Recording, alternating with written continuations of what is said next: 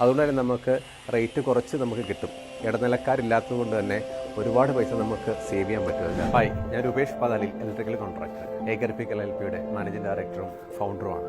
നമ്മളൊരു പുതിയ electrical wiring ചെയ്യുമ്പോൾ ക്വാളിറ്റി ഉള്ള വയറുകൾ സെലക്ട് ചെയ്യുക എന്നുള്ളതാണ് പ്രധാനമായിട്ടുള്ളത്. പ്രത്യേകിച്ച് FRLSH ഉള്ള വയറുകൾ സെലക്ട് ചെയ്യുന്നത് എപ്പോഴും ലോങ് ടൈം വളരെ യൂസ്ഫുൾ ആയിരിക്കും. കുറച്ച് കാലത്തേക്ക് വേണ്ടിയിട്ടല്ല നമ്മൾ ഈ വയറിങ്ങളും ചെയ്യുന്നത്, 10-30 വർഷത്തേക്കാണ് നമ്മൾ ഓരോ വയറിങ്ങളും ചെയ്യുന്നത്. മറ്റൊന്ന് വെച്ച് കഴിഞ്ഞാൽ ഇലക്ട്രിസിറ്റി ബില്ല് അത് നമുക്ക് കുറയ്ക്കാൻ പറ്റും. എന്നാൽ ഈ ട്രൈക്കോണിക്സ് ഡയറക്റ്റ് മാനുഫാക്ചറിൽ നിന്ന് നമുക്ക് കൺസ്യൂമറിലേക്ക് എത്തിക്കുന്നുണ്ട് അവർ, അല്ലെങ്കിൽ ഇലക്ട്രീഷ്യന്മാരിലേക്ക്, അല്ലെങ്കിൽ ഡയറക്റ്റ് കസ്റ്റമറിലേക്കാണ് ഈ ട്രൈക്കോണിക്സ് കേബിളുകൾ എത്തിക്കുന്നത്.